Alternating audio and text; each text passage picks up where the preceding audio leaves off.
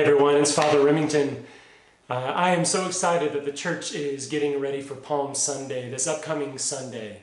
It's a great time of the year as we conclude our season of Lent and as we learn how to commemorate the final acts of Jesus' life.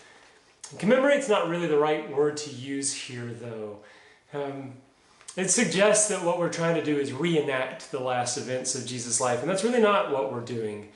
There's some who have said that what we do a little bit better than that is to rememorate.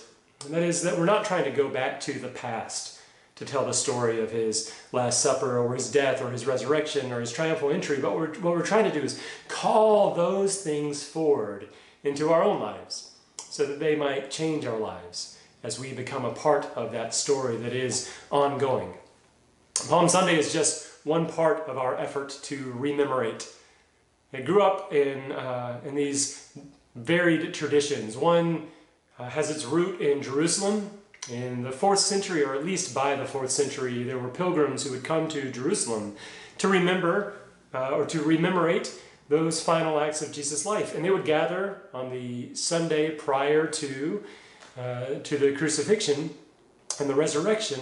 They would gather on the Mount of Olives and they would bless palms and they would reenact at some level the entry of Jesus into Jerusalem, shouting, "Hosanna in the highest. God saves. This is the God who is saving us." So they would do that, and then throughout the rest of the week they would remember or rememorate the story of the Last Supper or the crucifixion or the way in which Jesus rose from the grave. Meanwhile, elsewhere, and especially at least in Rome, there was another tradition that was building up steam, maybe by the 6th century or so. And those who would worship there would tell the story of Jesus' crucifixion, especially from the Gospel of Matthew. And they did that the Sunday prior to Easter. Over time, these two traditions merged into what we have now, a day where we wave our palm branches and shout, "Hosanna! Blessed is he who comes in the name of the Lord." This is Jesus who has arrived, and we're so excited. And then, tragically, the day shifts, and we begin to shout, "Crucify him." We love the idea of Jesus as a king. It's an idea that we celebrate throughout the year. We start it even at Christmas. At Christmas, we're already using that language. We like the notion of Jesus as a king, but Palm Sunday really reminds us of what it means for him to be king, to be honored as such. Even as the story turns tragic, it does that same work for us. And see, on Palm Sunday, Jesus shows up humble, riding on a donkey, or the colt, the foal of a donkey, or something along those lines, depending on which version you're looking at in the Bible. And meanwhile, probably across town, Pontius Pilate would have been showing up, and he would have shown up as the king that we were expecting, in a war chariot with flowing robes, probably clad in armor that was shining and brilliant. And Jesus isn't that kind of king at all. Where Pontius Pilate would have been surrounded by all sorts of soldiers, Jesus was surrounded by the poor and the oppressed, the marginalized, the helpless.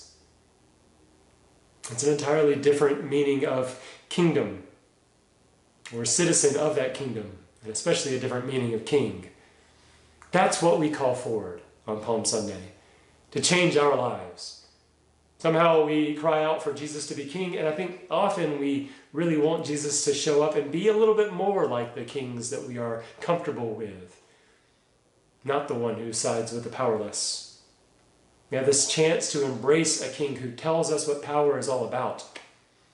In the words of Fleming Rutledge, a great theologian and scholar, she writes that what we really want are our objects of worship to be these radiant, dazzling avatars, offering the potential for transcendent happiness.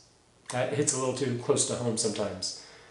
It just won't do that Jesus was despised and rejected. But this is central to our faith. This is the Jesus we know. This is the one to whom we shout, "Hosanna in the highest." If the Son of God is not executed by depraved Roman soldiers or handed over on false accusations by his own people, or mobbed by the religious elite or forsaken by God, then he can't redeem or save or claim victory over the worst parts in us. How can he save me if he doesn't claim victory over those things? Because I participate in those things.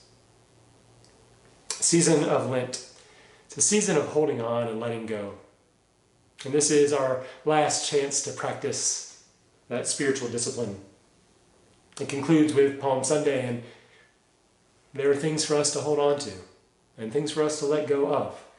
So I invite you, as we observe this day, to hold on to the Jesus whom we meet in humility and powerlessness, siding with the poor and the oppressed and the marginalized, the one who suffers alongside us and can claim victory over the worst parts in us. Let go of the Jesus that you want him to be, the one who has all the power that you hope for yourself, the one who's a radiant, dazzling avatar offering transcendent happiness. Let him be the Jesus that he is, and shout to him, Hosanna in the highest, for he has come to save us all. It's a great day in the church. It's hard and challenging, and it should be, because that's exactly what we need to call forward into our lives. That's the part of the story we need to be a part of. And I'm excited to worship with you on Palm Sunday. As always, we're going to have a number of different opportunities on the day. 7:30 a.m., the traditional service will gather outside of the church doors and shout Hosanna in the highest and wave our palm branches before going into the church. At 9 o'clock, everyone will be outside. We're going to combine our contemporary service and our traditional service and our outdoor service and our indoor service. We'll all be together as we shout Hosanna in the highest and as we remember the Jesus who came to suffer alongside us and die for us. At 11:15, back into the church for those of you who are traditional. The Jordan services will meet upstairs in the contemporary worship space. 12:45, the Spanish language congregation will be back in the contemporary worship space.